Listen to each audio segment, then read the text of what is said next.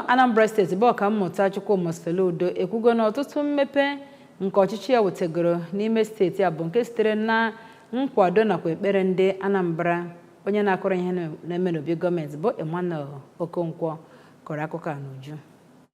Steeti a onye kwupụtara nke a site n'ọnụ osote ya bụ Dọkịta Onyekachukwu Ibezim n'ụlọ ụka Cathedral Church of St. Faith n'Awka n'oge ihe mmemme ụka nrọ akpọrọ Eucharistic Service nke 2025 Provincial Council of Laity Convention kenere nnọọ ndị ụka Anglican nakwazi ndị ụka ndị ọzọ maka nkwado na ekpere ha na-ekpere ọchịchị ya kamgbe ọ malitere na steeti a ma kwe nkwa na ọchịchị ya ga-aga n'iru ime ka ọ dịrị ndị Anambra mma. N'okwu nke ya, onye ji ọkwa Archbishop Ecclesiastical Province of the Niger bụkwazi Bishop nke Awka Diocese bụ Most Reverend Alexander Ibezim, onye nọ n'isi ya bụ ụka nro, kwupụtara nnọọ na ndị Anglican n'uju ga-akwado agba nke abụọ ọchịchị Gọvanọ Chukwuma Soludo nke a ga-emerube ihe mmemme nrọpụta ya n'ọnwa Nọvemba 8 nke afọ a. N'okwuchukwu ya na mbụ, onye ji ọkwa bishọp nke Anglican Diocese of Niger West bụ Right Reverend Johnson Ekwe kwere nnọọ ndị otu Kraịst nkwa na Chineke Nna ga-anapụta ha na nsogbu dị iche iche nke ga-abịa n'ụzọ ha ma nye ha owuwe anya na nzọpụta pụrụ iche na ọ bụ na ha ga-aga n'iru n'ịtụkwasị Chineke Nna obi oge ọbụla.